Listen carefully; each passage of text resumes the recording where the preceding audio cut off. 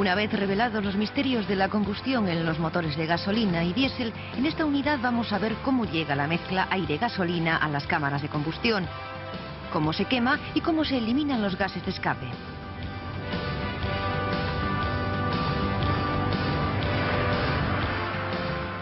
En la siguiente unidad vamos a ver en qué se diferencian estos sistemas auxiliares en los motores diésel.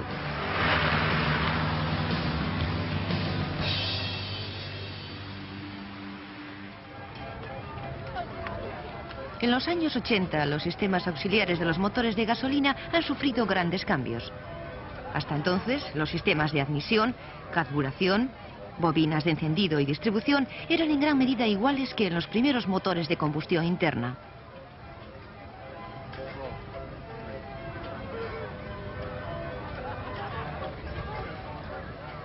Para entender la revolución que han supuesto estos cambios, vamos a comparar la moderna tecnología con la de antes.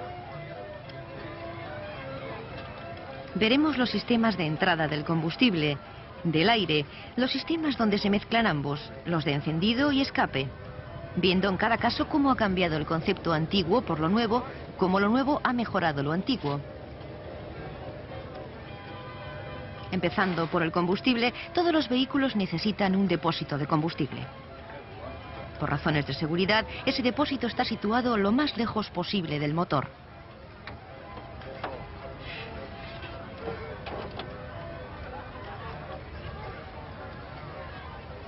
En los coches antiguos solía haber una bomba mecánica mandada por el motor, en este caso situada debajo del bloque.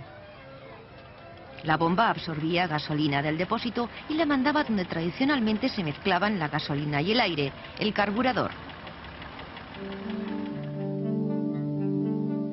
En los coches modernos esto ha cambiado algo. Lo más frecuente es que la bomba sea eléctrica y esté situada muy cerca o en el mismo depósito de gasolina.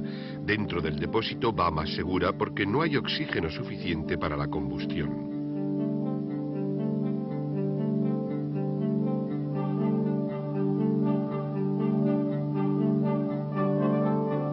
La gasolina se bombea por un tubo primero hasta un filtro que retiene las partículas.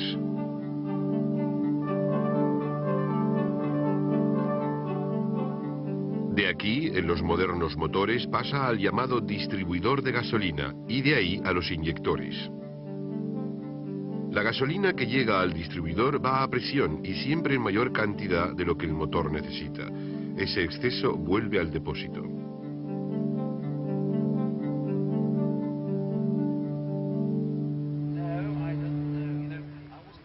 El aire que necesita el motor era absorbido por los pistones al desplazarse hacia abajo.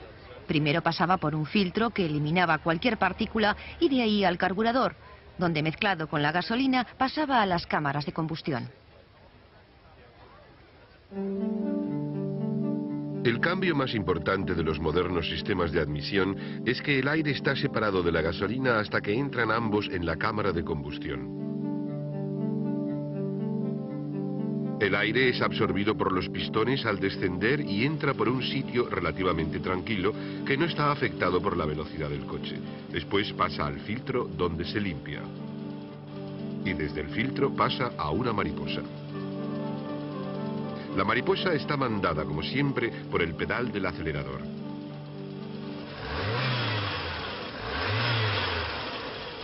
La posición de la mariposa regula la cantidad de aire que pasa, aunque también es importante la fuerza de absorción del motor.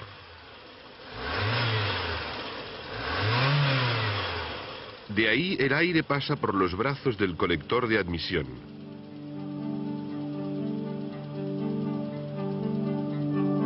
Y es canalizado a las válvulas de admisión de cada cilindro.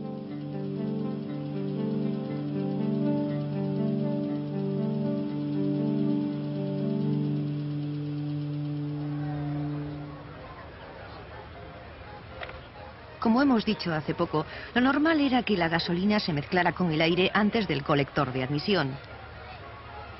Este proceso se realizaba en el carburador.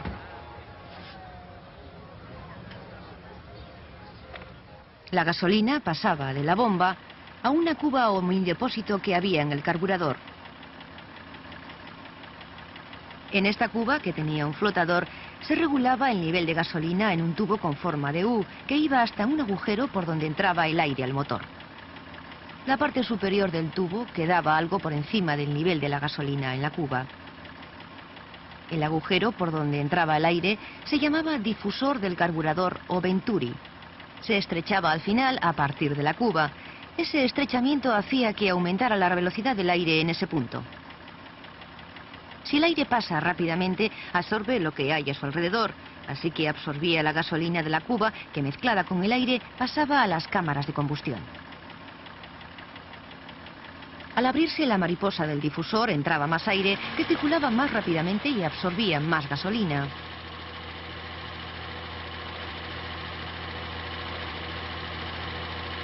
Pero hay algunas cosas importantes que el carburador no podía hacer, así de sencillo.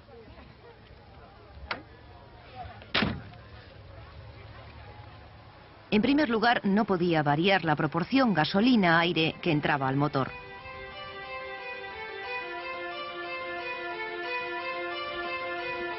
Cuando un motor de gasolina está frío, requiere para arrancar una relación gasolina-aire de 1:1. Para llegar a esta proporción se usaba el llamado starter, que limitaba la entrada de aire y al mismo tiempo aumentaba la de gasolina.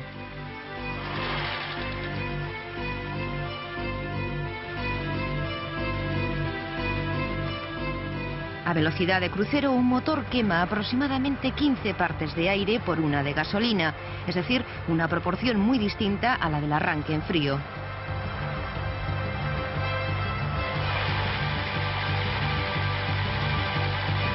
Y cuando acelera, la proporción vuelve a variar hasta 12:1, es decir, una mezcla más rica que a velocidad de crucero.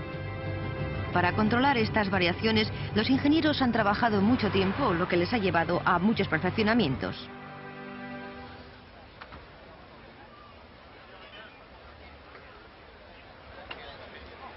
Los carburadores de chorro fijo llevaban varias bombas para variar la cantidad de gasolina que se mezclaba con el aire.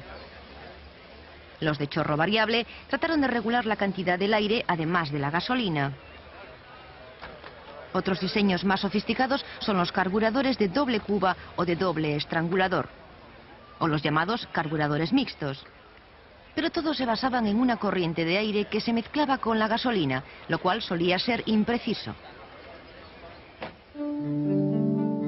En un motor moderno, el combustible llega a las cámaras de combustión sin mezclarse con el aire.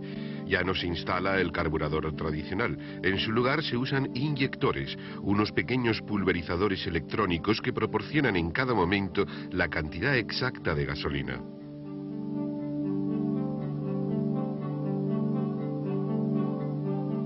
Los inyectores van montados sobre un distribuidor que va sujeto al motor, cerca de las válvulas de admisión. La gasolina llega al distribuidor a presión y cuando el inyector se abre, la gasolina pasa del distribuidor directamente a las válvulas de admisión, por donde pasa también el aire. Generalmente hay un inyector por cada cámara de combustión.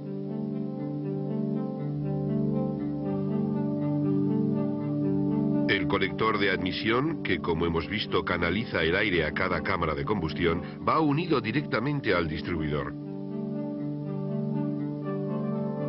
Como veremos en la unidad 5, unos sensores electrónicos miden la cantidad de aire necesaria. Conocida esta cantidad, regulan automáticamente los latidos del inyector, que suministra así la cantidad exacta de gasolina. De este modo, el aire y la gasolina están siempre en la proporción ideal a cada situación. Esto supone que el proceso de combustión tiene la máxima eficacia.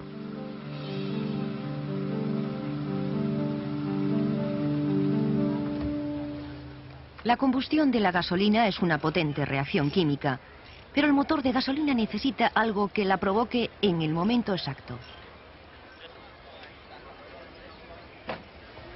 Ese algo es una chispa eléctrica que se origina en la punta de la bujía que penetra en la cámara de combustión. Entre los electrodos de la bujía se crea una diferencia de potencial de unos 15.000 voltios, lo que hace saltar la chispa.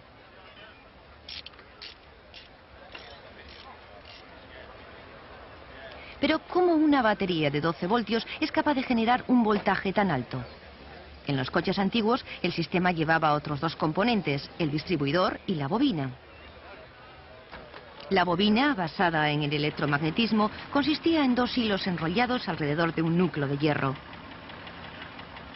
El primero formaba parte del circuito de baja tensión de la batería, llamado circuito primario, que pasaba luego por el distribuidor. En el distribuidor, el circuito pasaba por unos contactos especiales o platinos. Cuando los platinos se abrían, el circuito eléctrico se interrumpía momentáneamente.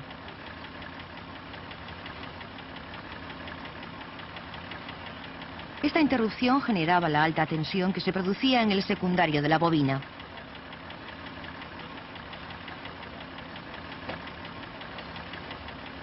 La tensión volvía al distribuidor y era enviada a cada bujía por un rotor y 4 cables de alta.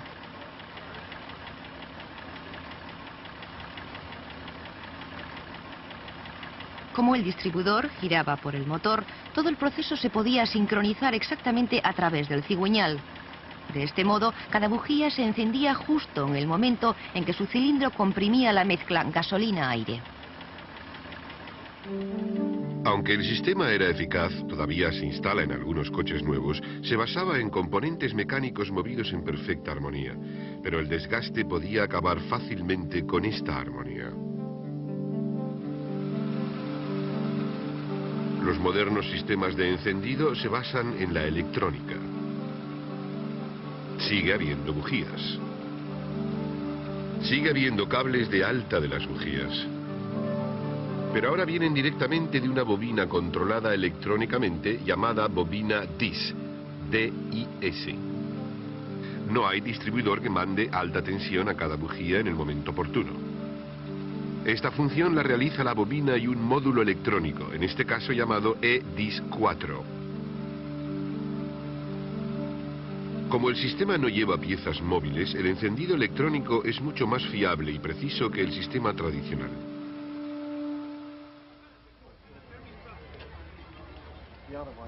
Los residuos de la combustión, expulsados de las cámaras por la embolada de los pistones, podrían salir sencillamente al motor. Pero están calientes, huelen mal, son venenosos y podrían entrar en el compartimento de pasajeros. Además, salen por las válvulas de escape haciendo mucho ruido. El sistema de escape conduce estos gases a la parte trasera del coche. El colector de escape dirige los gases de cada cámara a un solo tubo, el tubo de escape. El tubo de escape lleva en medio un silenciador que amortigua el ruido de los gases antes de dejarlo salir a la atmósfera. Pero al hacer esto, el colector y el silenciador crean otro problema.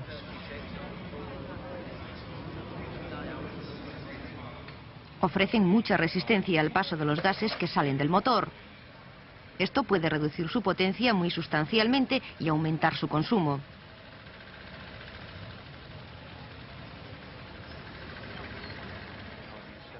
Por eso, a lo largo de los años, se han probado distintos colectores silenciadores.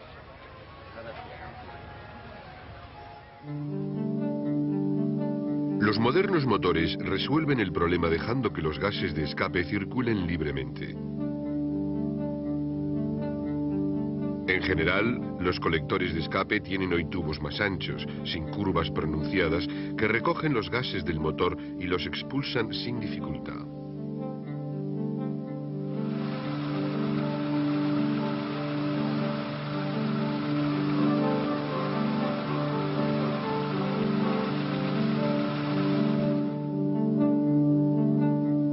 El tubo de escape, con frecuencia más de uno, que sale del colector, tiende también a ser más ancho.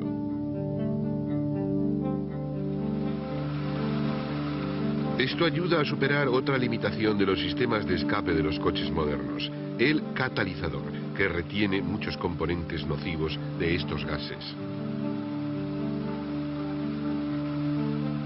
Sigue habiendo un silenciador, o silencioso, como se le llama a veces. Incluso hay coches que llevan dos. Uno puede ser de absorción, un tubo perforado encerrado en un material insonorizante que amortigua las pulsaciones de los gases. El otro, a menudo independiente, sería de tipo mixto. El tubo perforado se dobla y pasa por dos cámaras. Esto ayuda a amortiguar las vibraciones de baja frecuencia del motor. Entre los dos reducen el ruido de los gases de escape a límites legalmente aceptables.